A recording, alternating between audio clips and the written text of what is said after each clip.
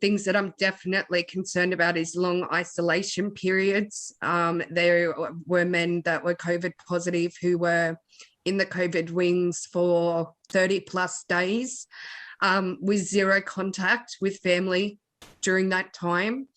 We also know that the cells that they're being kept in haven't actually been cleared from the New South Wales Commissioner, to the best of our knowledge, to hold 2 cellmates in each cell. They've only been cleared as the 1 out.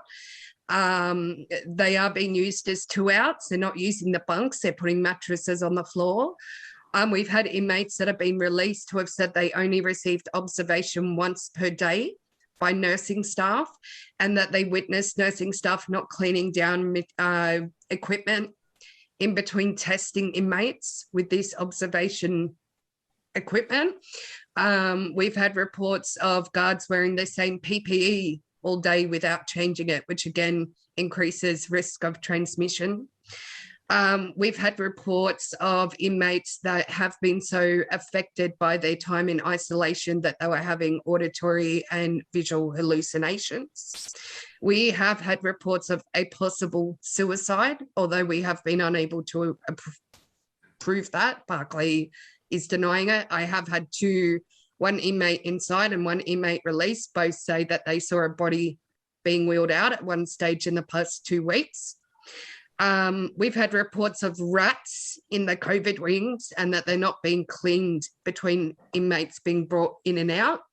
We've had reports of inmates who have finally become COVID negative, only to be placed in a cell with an inmate that has now tested COVID positive, which means they go into isolation again.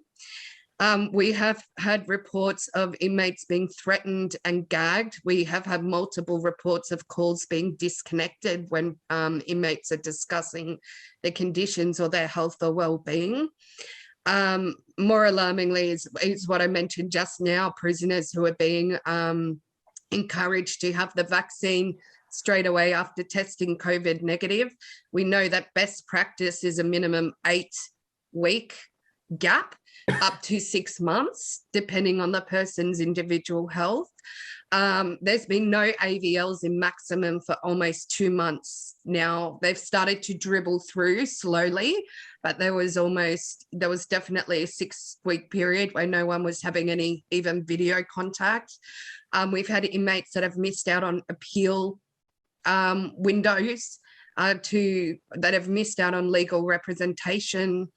I've had reports that the ECG machine in the health clinic at minimum is non-operational. That's a piece of life-saving equipment. It's not working.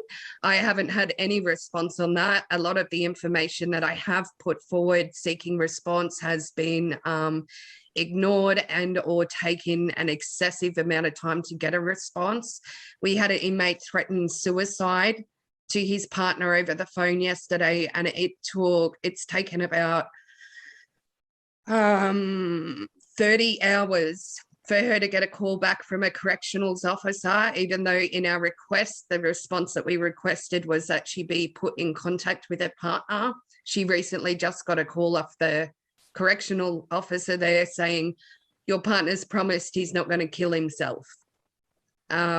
So that's about the status of the experience day to day. We've also had multiple reports from families who didn't even know that an inmate was COVID positive and or had been told the whole time that the inmate is fine, they've hardly got any symptoms, only to find out that that inmate was hospitalized. The best treatment that we've known of the inmates have been receiving in there to treat their COVID symptoms to date are 2 Panadol osteo tablets and a 2 milligram melatonin once per day. And they're not getting that straight away. It's sometimes not until day 5. We've also had reports where inmates have said they've hit the distress intercom in the middle of the night for an inmate who they believe has needed medical assistance, and that the intercom has been turned off and there's been no response.